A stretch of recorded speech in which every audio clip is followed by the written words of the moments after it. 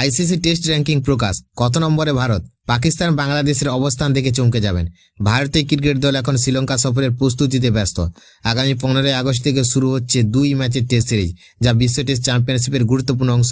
Series শুরুর আগেই ICC test ranking নিয়ে শুরু হয়েছে জোর আলোচনা।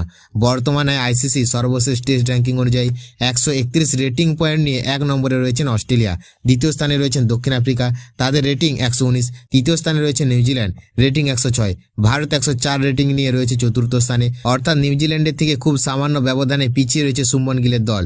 অন্যদিকে ইংল্যান্ড রয়েছে পঞ্চম স্থানে, শ্রীলঙ্কা ষষ্ঠ, পাকিস্তান সপ্তম এবং বাংলাদেশ রয়েছে নবম স্থানে। এই পরিস্থিতিতে শ্রীলঙ্কার বিরুদ্ধে আসন্ন টেস্ট সিরিজ ভারতের জন্য অত্যন্ত গুরুত্বপূর্ণ। যদি ভারত 2 ম্যাচের সিরিজে 2-0 ব্যবধানে জিতে নিতে পারে, তাহলে নিউজিল্যান্ডকে টপকে আইসিসি টেস্ট র্যাঙ্কিংয়ে 3 নম্বরে উঠে আসার সুযোগ তৈরি হবে। তবে কাজটা মোটেও সহজ নয়, কারণ শ্রীলঙ্কার ঘরের মাঠে স্পিন বান্ধব উইকেট জয় পাওয়া সবসময় কঠিন চ্যালেঞ্জ।